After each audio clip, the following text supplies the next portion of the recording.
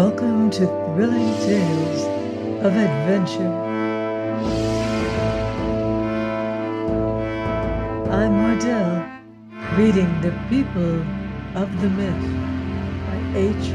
Rider Haggard.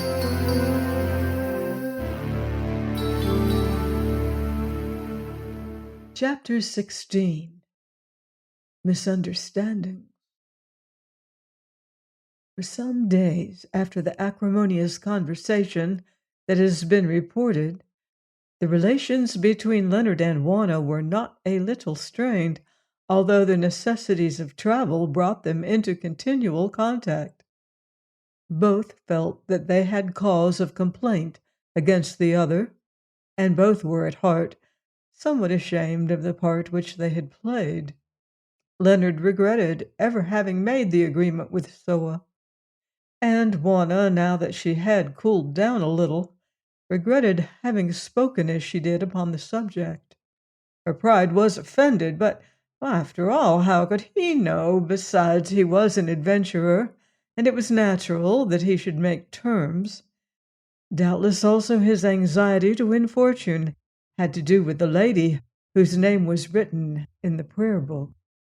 Perhaps this lady was only a maiden aunt, but a great desire seized Juanna to know about her.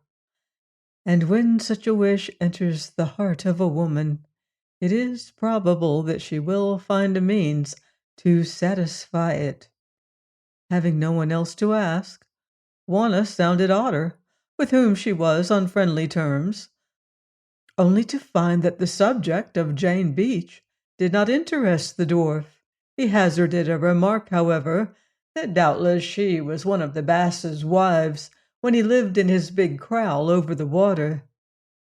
This disgusted Juanna somewhat, but the allusion to a big kraal excited the curiosity, of which she had a certain share, and very adroitly she questioned the dwarf concerning it. He rose to the fly without hesitation, and told her that his master had been one of the greatest men in the world, and one of the richest, but that he lost his possessions through the wicked arts of foemen, and was come to this country to seek new ones. Indeed, Otter enlarged upon the theme, and anxious to extol his beloved chief's worth in the eyes of the shepherdess, it would not be too much to say that he drew upon his own imagination. Leonard, he declared, had owned country as wide as a horse could gallop across in a day. Moreover, he had 200 tribesmen, heads of families, who fed upon oxen killed for them, 20 oxen a week, and 10 principal wives had called him husband. Juanna asked for the titles of the wives, whereon the undefeated Otter gave them all Kaffir names, not neglecting to describe their lineage, personal charms, and the number and sex of their children. The tale took about 2 hours to tell, and after hearing it, Juanna conceived a great respect for Otter, but she saw clearly that if she wished for reliable information, she must obtain it from Leonard himself. It was not till the last day of their journey that Juanna found the opportunity she sought. The voyage had been most prosperous, and they expected to reach the ruined settlement on the morrow. The whether or not they would find Mr. Rod there was a matter of anxious conjecture, especially to his daughter. Day after day they rowed and sailed up the great river, camping at night upon its banks, which would have been pleasant had it not been for the mosquitoes. But all this while Leonard and Juanna saw little of each other, though they met often enough. On this particular occasion, however, it chanced that they were journeying in the same boat alone except for the rowers. Possibly Juanna had contrived that it should be so, for as a general rule, in pursuit of his policy of avoiding a disagreeable young person, Leonard traveled with Otter in the first boat, while Juanna was accompanied by Francisco and Soa in the second. To the priest, indeed, she made herself very agreeable, perhaps to show Leonard how charming She could be when she chose. She conversed with him by the hour together as though he were a woman friend, and his melancholy eyes would lighten with pleasure at her talk. Indeed, Francisco had something of the feminine in his nature. His very gentleness was womanly, and his slight stature, delicate hands, and features heightened this impression. In fact, he was not unlike Juanna herself, and as time went on the resemblance seemed to grow. Had he been arrayed in a woman's loose attire, it would have been easy to mistake one for the other in the dusk, although she was the taller of the two. The accident of his profession caused Juana to admit Francisco to an intimacy which she would have withheld from any other man. She forgot, or did not understand, that she was playing a dangerous game, that after all he was a man, and that the heart of a man beat beneath his cassock. Nobody could be more charming in her manner or more subtle in her mind than Juana. Yet day by day she did not hesitate to display all her strength before the unfortunate young priest, which, in addition to her beauty, made her somewhat irresistible. At any rate, on the Zambesi, friendship and ignorance of the world were doubtless at the bottom of this reprehensible conduct. But it is also possible that unconscious pique had something to do with it. She was determined to show Leonard that she was not always a disagreeable person whom it was well to avoid, or at least that others did not think so, that all these airs and graces might have a tragic effect upon Francisco never occurred to her till too late. Well, for once the order of things was changed. Leonard and Juana sat side by side in the first boat. The evening was lovely. They glided slowly by the reed-fringed bank, watching the long lights play upon the surface of the lonely river, listening to the whistling wings of the countless wildfowl overhead, and counting the herds of various game that roamed upon the plains beyond. For a while neither of them spoke much. Occasionally Juana would call her companion's attention to some water-flower, or to a great fish darting from the oars, and he would answer by a word or nod. His heart was wroth with the girl, as Otter would have said. He wondered why she had come with him. Because she was tired of the priest, perhaps? He wished her away, and yet he would have been sorry enough had she gone. For her part, Juana desired to make him speak, and did not know how to break through his moody silence. Suddenly she leaned back in the boat and began to sing in a rich contralto voice that moved him. He had never heard her sing before, had never heard any good singing for many years, indeed, and he was fond of singing. The song she sang was a Portuguese love song, very tender and passionate, addressed by a bereaved lover to his dead mistress, and she put much expression into it. Presently she ceased, and he noticed that her beautiful eyes were full of tears. So she could feel. "That is too sad," she said with a little laugh, and then burst into a Kaffir boat song, of which the settlement natives, joyous in the prospect of once more seeing their home, took up the chorus gleefully. Presently she wearied of the boat chant. "I'm tiring you," she said. "I dare say that you do not care for singing." "On the contrary, Miss Rod, I'm very fond of it. Your voice is good, if you will allow me to say so, and it has been trained. I do not quite understand how you can have had the opportunity to learn so many things, music, for instance." "I suppose, Mr. Outram, you think that I should be a sort of savage by rights, but as a matter of fact, although we have lived on the Zambesi, I have had some chances. There is always a certain amount of trade on the river, by means of which we often obtain books and other things and are brought into occasional contact with European merchants, travelers, and missionaries. Then my father is a gently born and well-educated man, though circumstances have caused him to spend his life in these wild places. He was a scholar in his day, and he has taught me a good deal, and I have picked up more by reading. Also, for nearly 3 years, I was at a good school in Durban and did my best to improve myself there. I did not wish to grow up wild because I lived among wild people. Indeed, that explains the miracle. And do you like living among savages? I have liked it well enough hitherto, but this last adventure has sickened me. Oh, it was dreadful. Had I not been very strong, I could never have endured it. A nervous woman would have been driven mad. Yes, I have liked it well enough. I have always looked upon it as a preparation for life. I think that the society of nature is the best education for the society of man, since until you understand and are in sympathy with the one, you cannot really understand the other.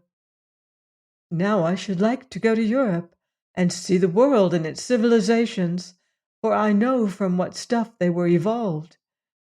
But perhaps I never shall. At any rate, I have to find my dear father first. And she sighed. Leonard made no answer. He was thinking. And you, Mr. Outram, do you care for this life?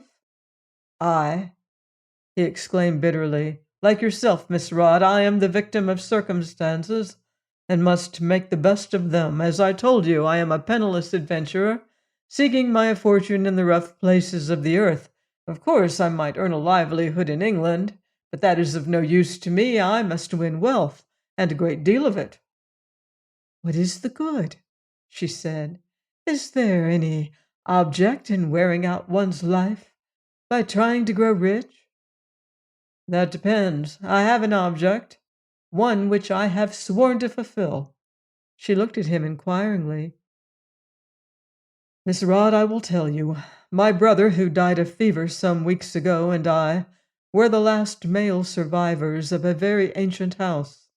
We were born to great prospects, or at least he was, but owing to the conduct of our father, everything was lost to us. And the old house, which had been ours for centuries, went to the hammer. That was some 7 years ago, when I was a man of 23. We swore that we would try to retrieve these fortunes, not for ourselves so much, but for the sake of the family, and came to Africa to do it. My brother is dead, but I inherit the oath and continue the quest, however hopeless it may be. And now perhaps you will understand why I signed a certain document.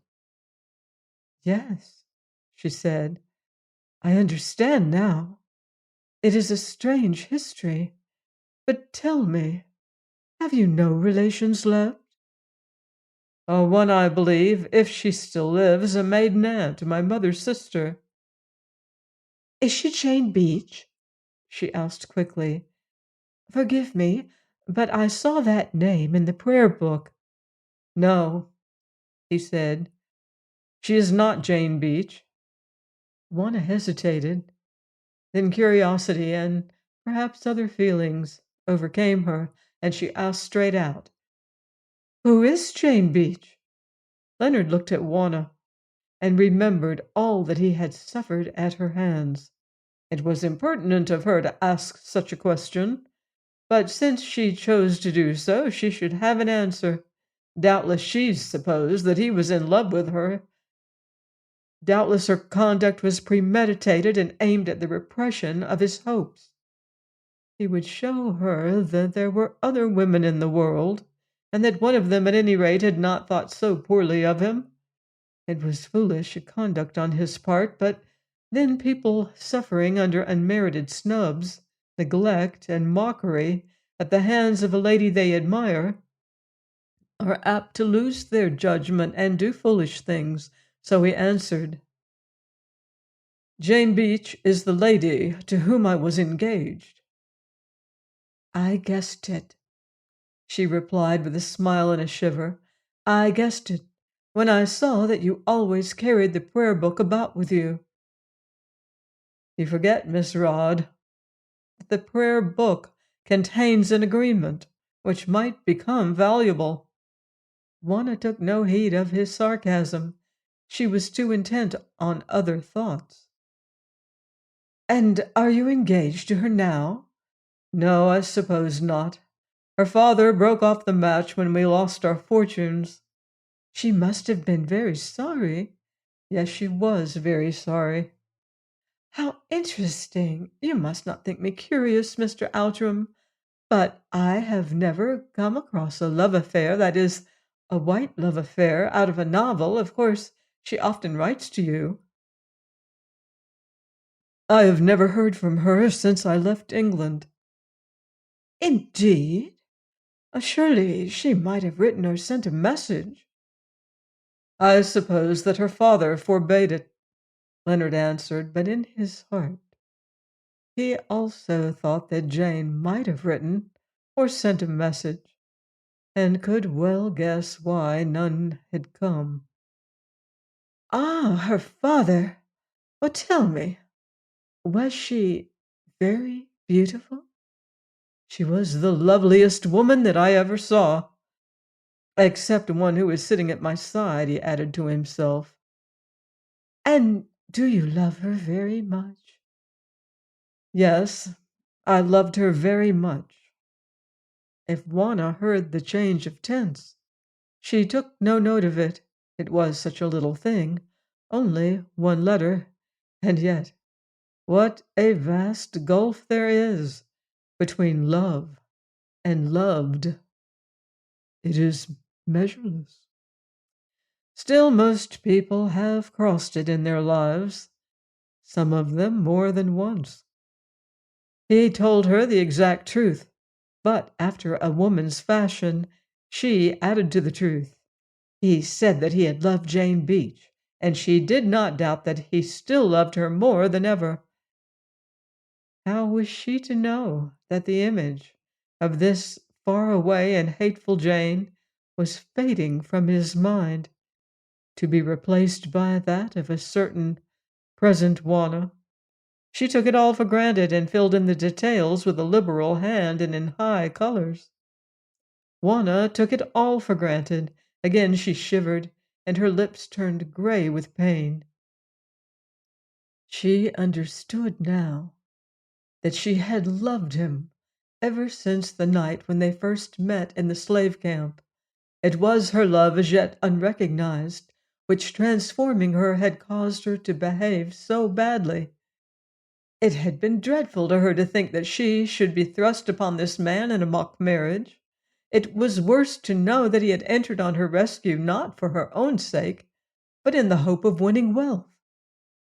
In the moment of her loss, Juana learned for the first time what she had gained. She had played and lost, and she could never throw those dice again. It was begun and finished.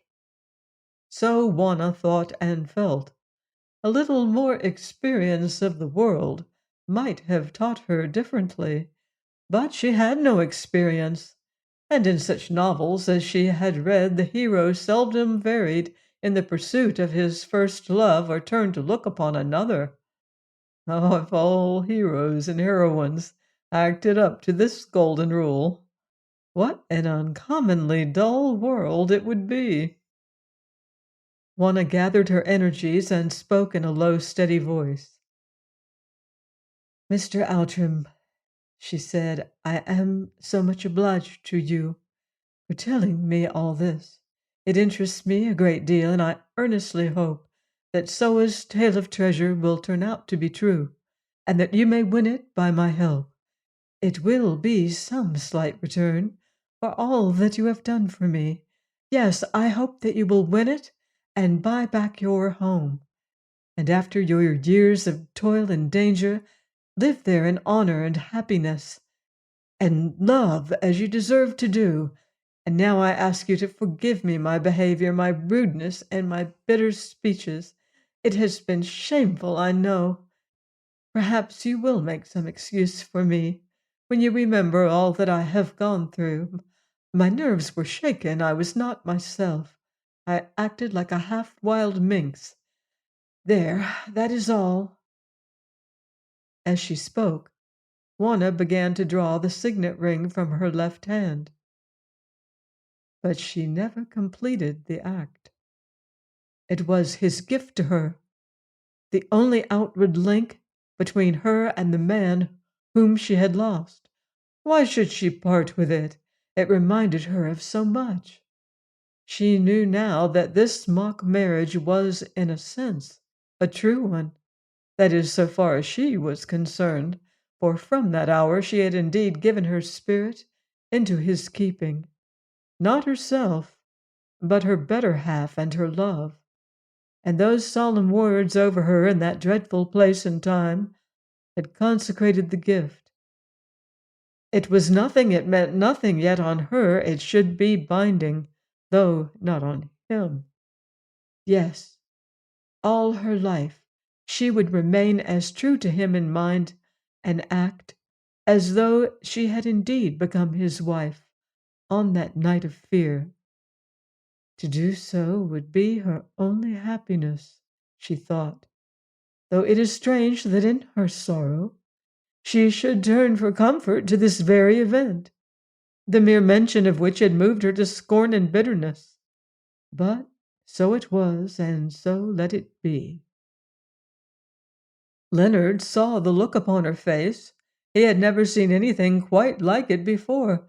With astonishment he heard her gentle words, and something of the meaning of the look and words came home to him. At any rate, he understood that she was suffering. She was changed in his sight. He no longer felt bitter towards her. He loved her. Might it not be that she also loved him, and that here was the key to her strange conduct? Once and for all, he would settle the matter. He would tell her that Jane Beach had ceased to be more than a tender memory to him, and that she had become all. "Juana," he said, addressing her by her Christian name for the first time. But there, as it was fated, the sentence began and ended, for at that moment a canoe shot alongside of them, and Francisco's voice was heard hailing them through the fog. "Peter says that you have passed the camping place, Signora. He did not stop you because he thought that you knew it well." "It was the mist, Father," Juana answered with a little laugh. "We have lost ourselves in a mist." A few minutes, and they were on the bank, and Leonard's declaration remained unspoken, nor did he make any attempt to renew it. It seemed to him that Juana had built a wall between them which he could not climb. From that evening forward, her whole attitude towards him changed. She no longer angered him by bitter words. Indeed, she was gentleness itself, and nothing could be kindlier or more friendly and open than her manner. But there it began and ended. Once or twice, indeed, he attempted some small advance, with the result that instantly she seemed to freeze, to become cold and hard as marble. He could not understand her. He feared her somewhat, and his pride took alarm. At the least, he could keep his feelings to himself. He need not expose them to be trampled upon by this incomprehensible girl. So, although they were destined to live side by side for months, rarely out of each other's sight or thoughts, he went his way and she went hers. But the past and secret trouble left its mark on both. Leonard became sterner, more silent, watchful and suspicious. Juana grew suddenly from a girl into a woman of presence and great natural dignity. She did not often laugh during those months, as had been her wont. She only smiled, sadly enough at times. Her thoughts would not let her laugh, for they were of what her life might have been, had no such person as Jane Beach existed, and of what it must be because of Jane Beach, Indeed, this unknown Jane took a great hold of her mind. She haunted her. Juanna pictured her in a dozen different shapes of beauty, endowed with many varying charms, and hated each phantasm worse than the last. Still, for a while she would set it up as a rival, and try to outmatch its particular fancied grace or loveliness. A strange form of jealousy, which at length led Otter to remark that the shepherdess was not one woman but 20 women, and therefore bewitched and to be avoided. But these fits only took her from time to time. For the most part she moved among them, a grave and somewhat stately young lady, careful of many things, fresh and lovely to look upon, a mystery to her white companions, and to the natives little short of a goddess. But wherever Juanna moved, 2 shadows went with her, her secret passion, and the variable image of that far-off English lady who had robbed her of its fruit. Please join me next time for another exciting chapter of The People of the Mist by H. Rider Haggard, here on Thrilling Tales of Adventure.